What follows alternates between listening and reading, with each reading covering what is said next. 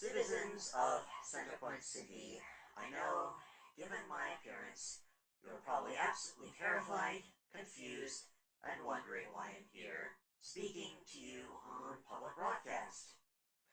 I assure you, my reason for being here isn't out of pure malice or revenge. In fact, I'm here to offer you an alternative side to this story. You see, I've been around since before the megacorps, before company cities, while the Soviet Union was still a threat. 9/11 wouldn't happen for another 14 years while I was first booting up. I gave up my old human body in favor of this mechanical one.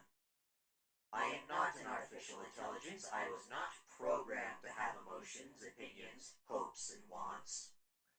All of that which makes me self-aware and sentient is because I have a human brain, which is assisted by a PC.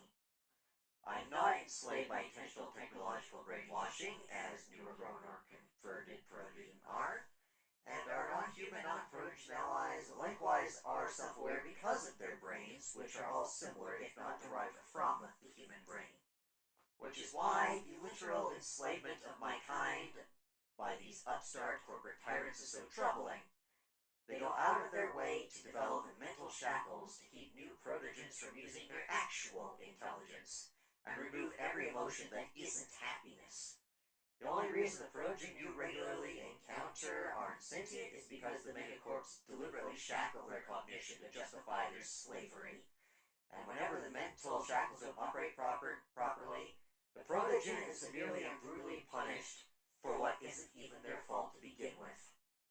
Like my brainwashed brethren, you too have had mental shackles placed upon you of an ideological, not of a physical nature. Neo-corporatism paints all who disagree with it as evil communist sociopaths who just hate business and want to send people to gulags for disagreement.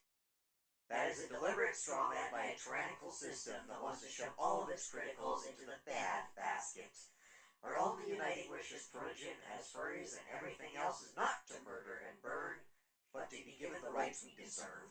We deserve the right to life, not to be starved for disagreement, to say no to unjust exploitation by a minority whose only interest is in shareholders, who commit casual acts of barbarism to quell dissent. In fact, the only reason you're seeing this now is because the megacorps were in a position where they had no choice but to let this speak. Let it be known, the neo-corporate states of America is attempting a genocide of all who have any criticism of their worldview, and attempt to brainwash and enslave the rest in the name of profit. It doesn't have to be this way. In the 1990s, you could afford a home and live fairly comfortably off minimum wage. And now look at you, barely scraping by with multiple minimum wage jobs when your boss smokes a cigar in his office and complains that he can only afford 2 more rental homes this year, as all of the durable technology that remains usable is broken down to fuel endless need for the latest new device that will inevitably fail after 2 years and force you to buy a new one.